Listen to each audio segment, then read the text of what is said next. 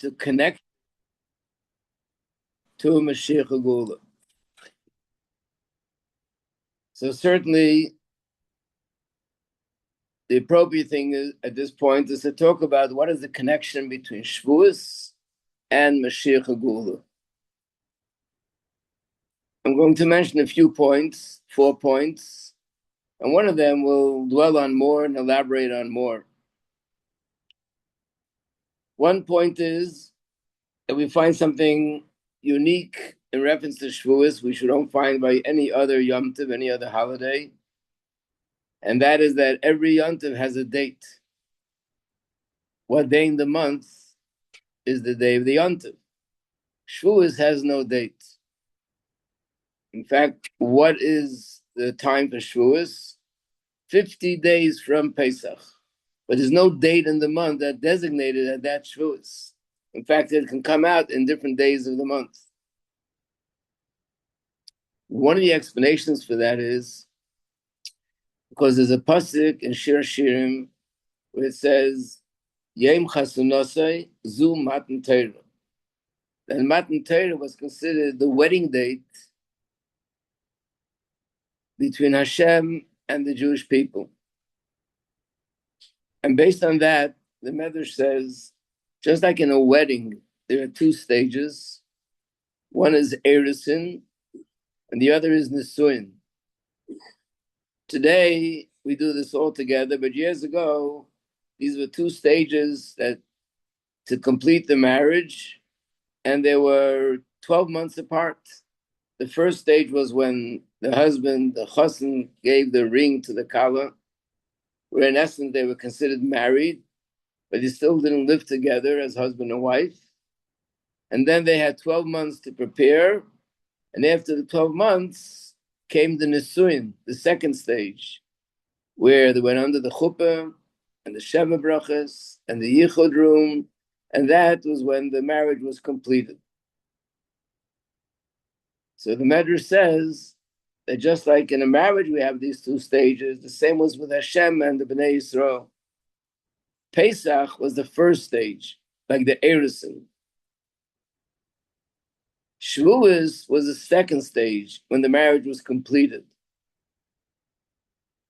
And that's one of the ways of explaining why Shavuos is not, it doesn't have a date of its own, but it's the 50th day from Pesach. Because in essence, Shavuos is not a yontiv in its own in some way. It's the culmination of Pesach. Just like the second stage of marriage is the culmination and the completion of the first stage, that's how Shavuos is the completion of our marriage with Hashem, which began in Pesach. But then the Medrash also says that on a much larger scale, we can say the same about Mashiach. That when we received the Torah and Har Sinai, that was like the first stage of our marriage, Erusin. When Mashiach will come and we'll have the Geula, that'll be the final stage of the marriage, the Nisuin, which basically implies that just like Shavuos is the culmination and the completion of Pesach, that's how when Mashiach comes and we'll have the Geula, that'll be the completion of our marriage with Hashem, which began at Har Sinai. Because ultimately, Torah and mitzvahs, everything is about us connecting to Hashem. And that connection was not complete and is not complete until we have Mashiach. And Hashem is totally revealed in this world. So based on this, we understand the connection between Shavuos and Matan Torah. It's actually the same thing. But Shavuos is the beginning of the process, and when Mashiach comes, that'll be completing the process of our marriage and our bond with HaKadosh Baruch Hu. Another thing which is found in the Sichas is that the Rambam writes that the Torah promised us that at the end of the Golus, we're going to see a global movement of tshuva. Yidden will be doing tshuva, umiyad hein negolim. And immediately following that, they will go out of Golus. The word miyad is made up of 3 letters, mem, yud, daled. And the Rebbe says that the Mem Yudalet stands for three people. Mem stands for Moshe Rabbeinu, Yud stands for Yisroel Baal Shem Tov, and the Dalet stands for David HaMelech, because all three are related to the Inyan of Geula. Moshe Rabbeinu was the first Redeemer. In fact, the Gemara says that he'll also be the final Redeemer, together with Mashiach. David HaMelech is, of course, he is the beginning of the dynasty of Malchus Beis David, which is Mashiach. And the Baal Shem Tov was the one who revealed the hidden secrets of Torah and founded the movement of Chassidus, which the purpose of revealing Chassidus is this will bring Mashiach. There's a third point, and this is something which the Rebbe said last time that he spoke to us after the Tahalucha. Tavshanun Aleph, like every year, everyone in Crown Heights leaves Crown Heights and goes to other neighborhoods to bring Simcha, to bring words of Sichas. And when they leave, the Rebbe came out, stood in front of the door of 770, and watched everyone leave while they were singing, and the Rebbe was waving with his hand and giving everybody the strength and the bracha to succeed. When we all came back, the Rebbe came out a second time to greet everyone. The year Tavshanun Aleph, something very unusual happened. The Rebbe came out to greet everyone, and then he began to speak. This is outside at the door of 770 in the street, something that never happened before. And the main point of the Rebbe was that Shavuos is a time that extremely conducive to daven for Mashiach.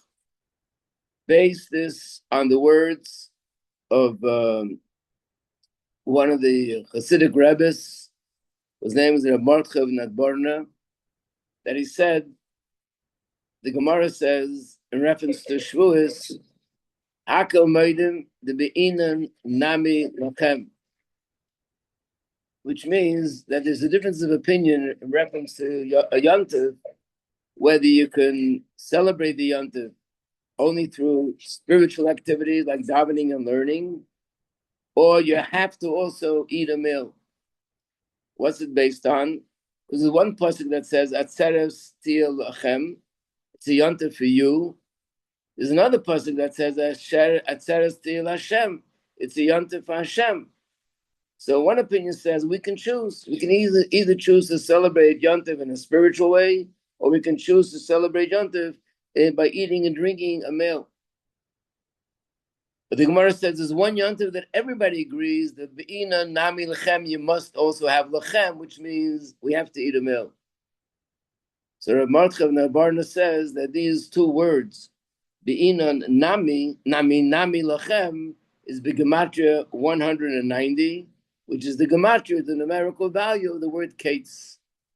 And be'inon in Aramaic means to request, to daven, to pray.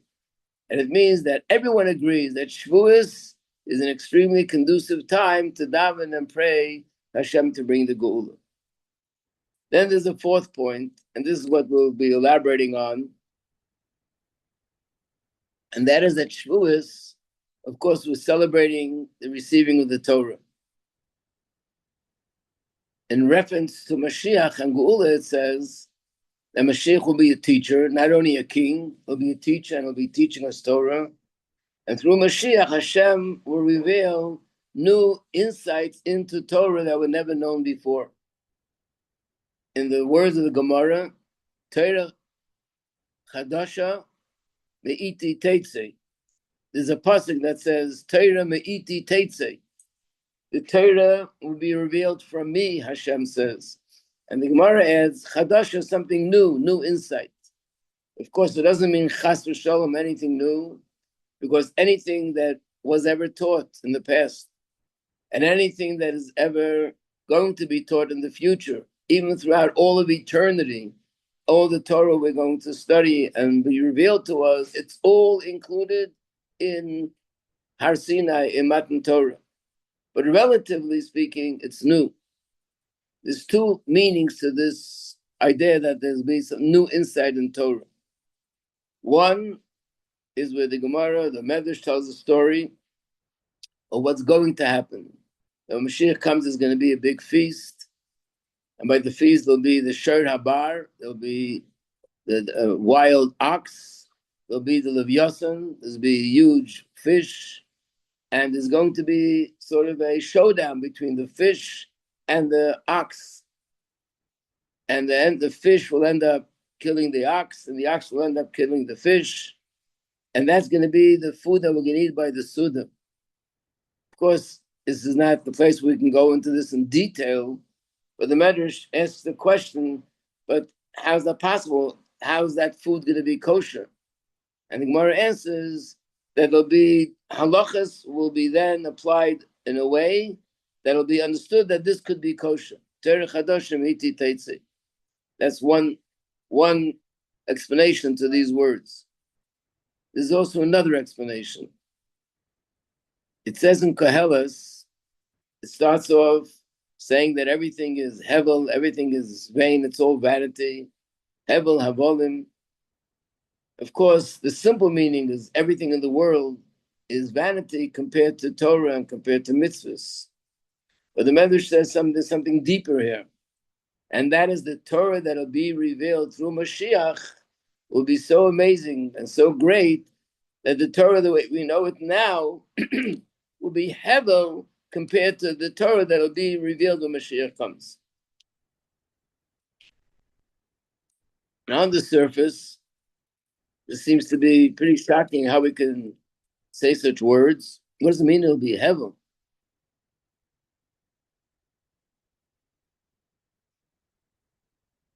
And the answer is, it means to say that the Torah that will be revealed through Mashiach will be so amazing and so deep that the Torah that we study today, we will see that our understanding of Torah is insignificant compared to the way it'll be understood when Mashiach comes. The explanation to that is, Rashi says, this is also in the beginning of Shir Hashirim, Rashi says that when Mashiach comes, the hidden secrets of Torah will then be revealed. And that's what it means, that when the hidden secrets of Torah will be revealed, then the Torah which we understand now, which is relatively superficial compared to those hidden secrets, will be insignificant to the way we'll understand Torah when Mashiach comes. To explain this a little bit better, there's something similar about Yontif. Chazal say that when Mashiach comes, all the Yom Tovim will be bottled. We won't have them anymore. And the only one which we'll still have will be Purim, which also on the surface is shocking. How could that be? Nothing in Torah will change. Everything will be the same. That's one of the basic principles of our Ramuna. How could we say that when the Mashiach comes, there will be a Yontif that will become bottled? So the way Chassidus explains it is that bottle means similar to the statement in Gemara, Shraga betira maya hanile. What does that mean? The night before Pesach, we search for chametz with a candle in all the cracks and the crevices. And the Gemara asks, why don't we search by day when the sun is shining? And the Gemara answers these words, Shraga betira maya hanile, which means a candle during daylight, especially in the midday, is absolutely insignificant. In other words, when the sun is shining bright and you light a candle, it doesn't add anything, it doesn't accomplish anything, because the sunlight is so bright that the small light that's coming from the candle is insignificant. And that's the similar idea here,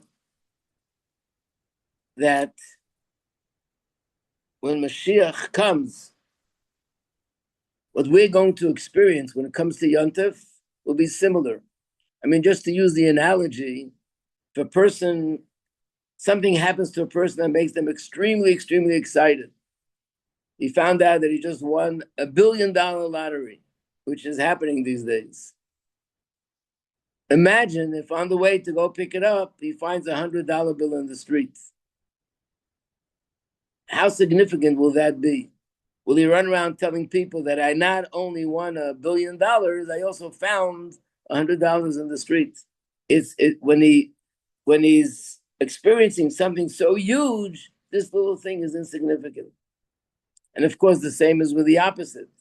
If chas v'shalom, a person is experiencing pain, suffering on a large scale, God forbid a mother found out that her child was taken hostage, all the little things that normally make a difference are insignificant, as if they don't exist. Because when there's something going on, but in the face of something which is huge and infinitely greater, it becomes insignificant. And the same thing here, that when we're going to celebrate Pesach, of course we'll celebrate Pesach when Mashiach comes. Of course we'll celebrate Sukkot when Mashiach comes, and so on. But then we'll be celebrating it the way it'll be in the time of Geula. The light that'll be shining on that Yontif will be so amazing and so infinite that the way we celebrated before during the time of Gullus will be insignificant compared to the way we'll be celebrating it then. So it doesn't mean chas v'shalom, the Yontif itself will not be there. We'll have the Yontif and we'll observe all the mitzvahs and all the customs, but the light that shines in the Yontif, we know this is one of the differences between the way Chassidus understands the Yontif and the way we understand the Yontif without Chassidus. Without Chassidus, we understand that a Yontif is celebrating something that happened a long time ago. I once gave a class, I taught Chassidus in a class. These were students who in their yeshiva, they didn't have Chassidus in the curriculum. And they wanted to study Chassidus, so we took some time off. And they enjoyed it, of course. And they couldn't understand why their teachers were not encouraging or maybe even discouraging. So one day, one of the teachers said that today is the day where I'm giving you the opportunity to ask any question you want. So he said, oh, I have a question. What's your opinion about studying Chassidus? Is it a positive thing or not? So the teacher said, I'll tell you a story about myself. And he told them that after he left yeshiva and he got married and was in Kolo, after a few years, he started to have an issue with Yom Tovim, with the holidays. He sort of felt a little bit strange. Every Yom Tov was about celebrating something that happened a long time ago. This happened 3,500 years ago. This happened 2,500 years ago. All things sort of the past. And somehow he was losing the flavor and losing the enjoyment and the pleasure that he used to have when he celebrated Yom Tov. And he knew that it wasn't good and didn't know what to do. So a friend of him said, go to a Hasidic Rebbe. And he advised him to go to the Square Rebbe at that time. This is many years ago in the 1950s. And he traveled, went to Muncie, New York, and he met with the Square Rebbe. And he told him that he should learn a certain Hasidic sefer every time a Yom Tov comes around. And the name of the sefer was Ma'ir Einayim. And he said since he began learning that sefer, he felt much better when Yom Tov came around. And therefore, he concluded that I don't advise you to study Chassidus. So they were shocked. How did he get to that conclusion from this story? So he said, when you're in yeshiva and all the students are having this excitement about Yom Tov and learning the halachas, and you're all together, there's a commotion, there's a current. So you're caught up in everything and you're excited and you're uplifted and you're inspired. The problem will be later when you're out on your own, after a few years, then you'll start feeling a little bit dry. If you're going to study Chassidus when you're young as a bacher, then later it's not going to work. You become immune to it. But of course, his mistake was Chassidus is not a pill that you can become immune to. It's not an antibiotic or anything. Chassidus is a way of understanding, a deeper understanding of Yom Tovim. And when you understand things on a deeper level, and what is the difference? When you study Chassidus, we learn that a yontiv is not something of the past, something which is happening now. Every yontiv is a light of Hashem that's shining in the world, a godly light. And that light that's shining, we are absorbing that. It inspires us, it strengthens us spiritually. And that happens every single yontiv. And what we're saying is, when we say that it's like candlelight in the face of daylight, when Mashiach comes, the light that's going to shine in Pesach and Shavuos and Rosh Hashanah and Yom Kippur and Purim and Chanukah, these lights will be so infinitely greater and brighter that what we experience now during Pesach, during Golus time, will become insignificant. But of course, we'll be observing it then. And the same is when we talk about Torah. Now, what is the difference between the Torah, the way we learn now, and the way it's going to be in the future? That we're going to see the deeper, like Rashi says, the deeper secrets of Torah. Torah Chadash Amiti Teitzei. We'll see these deeper secrets of Torah. We'll realize that our understanding of Torah, the way it was during Golus, is insignificant compared to those deeper ways of understanding Torah. The only thing we can possibly compare it to, I think, is like the difference between the way a child understands something and an adult. The child understands things very superficially, doesn't really have the true depth behind it. And adults understand things with its true depth. They tell this joke about a little boy that came running into his parents' house, and he said that our neighbors, I never knew that our neighbors are so poor. And his mother asked him, how do you know now that they're so poor? He said, you should have seen what happened. Their baby swallowed a penny, and everybody was hysterical. The mother almost fainted. The father turned him upside down and tried to hit him on the back so the penny should come out. They were screaming, shouting, and all because of a penny. What he saw was true, but what he understood was just something very superficial. An adult understands it so much differently. And so too, all the halachas in Torah, all the stories in Torah, there are layers and layers and layers of depth. And Torah Chadasha means that we're going to see the deeper mystical meaning of everything that's in Torah. And when you see that and understand that, then we realize that the way we understood Torah in the time of Golos, this is insignificant to the deeper, truer meaning of everything that's found in Torah. It reminds me, I once took a car, a taxi. Turned out to be a Jewish man, not religious, and it was during the 3 weeks. And he said to me, I heard that the luchos, the Aron and the luchos, are buried under the place of the Beis HaMikdash. And when Mashiach comes, we're going to find it. I said, yes, it's true. So he said to me, could you imagine what would happen if somebody would find them, the Aron and the luchos?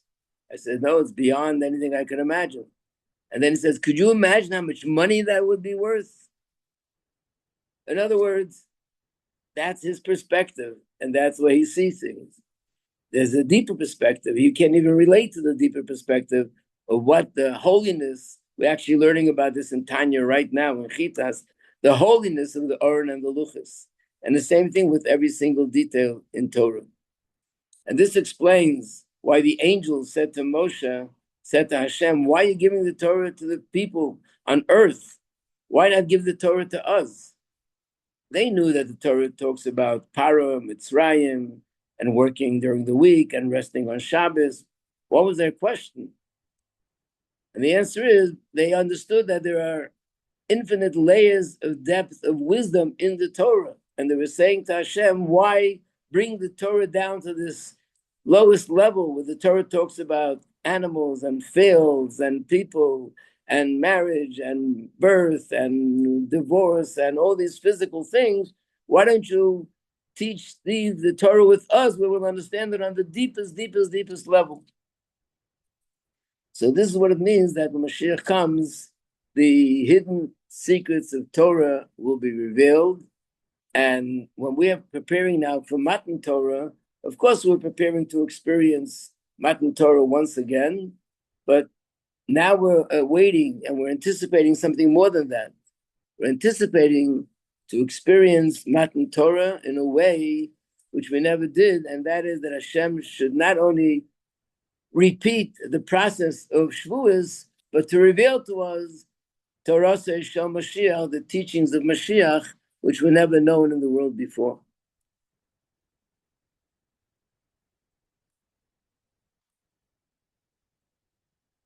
I want to add something which is related to current events. We know the Rebbe told us that we're living in the time where Giaz Mangul Askham, the time of redemption has begun, and he needs Mashiach, the complete redemption is imminent. And constantly we look at things that are happening in the world to see that we're getting closer to the completion of that process. And one of the things that we've seen in the last almost year and months, and definitely in the last weeks, was we saw incredible miracles, things that are unprecedented miracles that happen with the Yidden in Eretz Yisrael, and they're still happening on a daily basis. And the Rebbe told us that these miracles are the fulfillment of the Nevuah, which it says in Micha, that just like you saw miracles when you went out of Egypt, you'll see miracles also at the end of this Golus. In other words, that besides the fact that we have to thank Hashem for the miracles, but the miracles are a clear indication. We're seeing the fulfillment of this Nevuah, which means we're in the time where we're already witnessing miracles of redemption.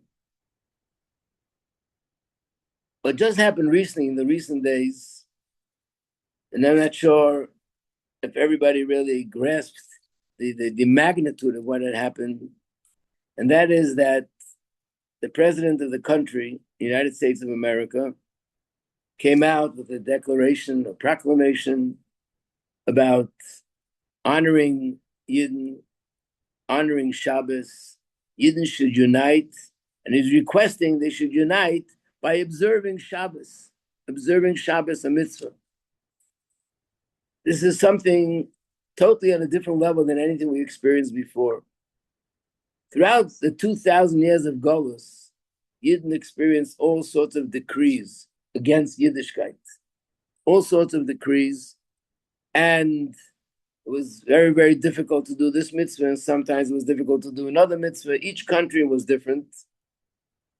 And we live in a time now, Baruch Hashem, it doesn't exist anymore, especially here in America and most countries in the free world. Yidden can observe every single mitzvah they want without any difficulty. And that itself is also one of the signs of Mashiach, like the Rebbe often quoted,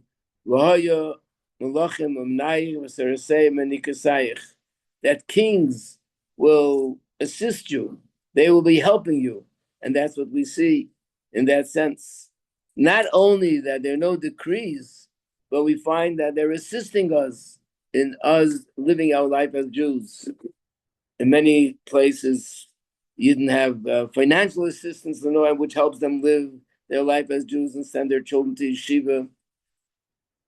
Assisting them in ways like we just had recently, like Boma Parade, and the police close down the streets and allow us to march through the streets. They close down the streets and allow us to dance on Simchas Beis HaSheva. These are all things that years ago, no one could have even dreamt of such a thing. That the country that they live in not only won't have any decrees, it'll actually help them with doing what they want. But what we saw now is totally on a different level. We see now that the president of the greatest country in the world is coming out and, in a sense, asking Yidden to observe mitzvahs, to observe Shabbos. That's the way to honor Shabbos and honor Yidden. It reminds me what happened in 1961 when President Kennedy at the time came out with a call for the Peace Corps. And the Rebbe said that when the president of a country speaks, that's connected to the Sar. Every country has an angel. And that angel puts ideas into the leader of the country. And being that he came out with this plan of Peace Corps, which means that we should go out and people in the United States of America should volunteer and go out in different countries and help them, educate them, help them with food, help them with clothing, help them with many other ways, whatever way that they can. The Rebbe said this is a lesson for us about going out on shlichus, to go out to other countries and help Yidden become more connected to Yiddishkeit. And why is this such a major thing? Because it's important that the nations of the world recognize and acknowledge something which is Torah. Like we find the story with Yaakov, that Yaakov was wrestling with the angel, and then he said he's not letting him go. He needs the angel to tell Yaakov Avinu that I validate, I confirm your name that was changed, I confirm it, the angel. Yaakov needed that the angel of the nation of Edom should confirm that, because that's the ultimate elevation of the world. Like Rashi says in reference to Eretz Yisrael, that we need, the Torah is written in such a way that the nations of the world should recognize, they should recognize and understand with their understanding that Eretz Yisrael belongs to the Yidden. We saw something more, that there were a number of things that happened in the world where the Rebbe clearly said that this is happening through what the Rebbe was doing. Of course, one of the most famous is what happened in 1953. At that time, Stalin was the arch enemy of Yidden, and he had many decrees against Yidden. At that time, he was trying to initiate the doctor's plot, and it was already partially functioning, already in effect. And the Rebbe said a mimer in 1953 on Purim, told the famous story of Hurrah, and a few days later they found out that he's no longer here. And his decree was canceled. The people that were arrested all went home. And the Rebbe acknowledged that this was a result of the mimer that he said in 770. Similarly, there's a Sicha of Tov Shanun Beis. The Rebbe spoke about also about a leader of a country, where the head of France decided one day that he's going to change something in the song, which is their national anthem, change the beat of the song. And it wasn't really clear why he decided to do that. And the Rebbe's Fabrengen, the Rebbe said that because here in 770, we sang Aderez Amuna with the Niggin, with the song of the French national anthem, that the Rebbe explained how that was the reason why he changed the song. It no longer belonged to them, and now it belongs to Kedusha. And of course, the famous Sicha of Mishpatim, when the Rebbe spoke about the two superpowers, Russia and America, that they came together and they made a decision to come out, reduce production of arms, and Bechlal to get rid of all sorts of weapons of mass destruction and work towards world peace. The Rebbe said this was a fulfillment of the Nebuah of a Kitzur Chabesim Li'itim, swords will be turned into plowshares. And it comes as a result, and as the effect of Mashiach. In other words, not only Mashiach is here, Mashiach is already affecting the world. So clearly, when the head of a country, the United States of America, comes out with something totally unpredictable, that he would come out and say and ask, making a request of Yidden that they should observe the Shabbos, this is clearly, without any doubt in my mind, that this is the Rebbe's influence, and this is part of the process where we see how we're getting closer to Mashiach, where the nations of the world will be transformed in a way that they will recognize Torah and mitzvahs and Yidden and be of assistance. In fact, what Sicha, the Rebbe spoke strongly about Mashiach. He said, people are worried, what will the nations of the world do when Mashiach comes? Now, what the nations of the world say about our campaign? We're talking about Mashiach coming. How will the nations of the world react to that? Some people were frightened that what kind of reaction is going to come from the nations of the world. And the Rebbe said, you'll see, not only the nations of the world won't come out against it and won't have any issues with it, they'll actually help Yidden in their Aveda of hastening Mashiach's coming. And that's what we see here now, openly and clearly. And many other things which point to the fact that we can see that what happened here was really something heavenly. Just the date, the Sicha of Mishpatim, the Rebbe said that the date when it happened is connected to the Rebbe. Though in that time it happened near Yud Shvat, near Yud Aleph Shvat. The date that he came out to say that we should all unite with Shabbos was the date, the same day that the Rebbe 40 years ago requested that we should all unite on that Shabbos. Plus the fact that this day, many people don't know this was the beginning of the first announcement made by the previous Rebbe in 1941, where he came out openly with the announcement of La'alta, L'Tshuva, La'alta, L'Gula, calling the world to do tshuva because now is the time of Gula. That was the first time that it came out. When was it? This date, Erev Rosh Chodesh Sivan, 1941. So, just to conclude, that we're seeing more openly so many things that are happening that Hashem is showing us in a very open way. How there are things that happen that are unprecedented, showing us how much more we're getting closer to Mashiach. And we have to do everything we can to bring ourselves and everyone who we know to recognize and to know about the Rebbe's prophetic words, Higia Zman Gulaschem, and Hine Zeh.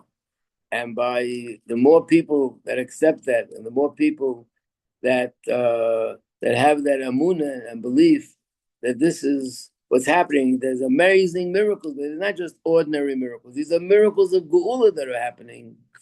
This is something which will hasten the Geula, and hopefully, as we're approaching Shavuos, we won't have the same kind of Shavuos that we have for the last 2,000 years. We'll have Shavuos where we'll also hear the Torah Chadasha of Melech HaMashiach, and we'll hear this in Eretz Yisrael, the Beis Hamikdash Shlishi, coming from the Rebbe's mouth, and we'll see the changes in the whole world.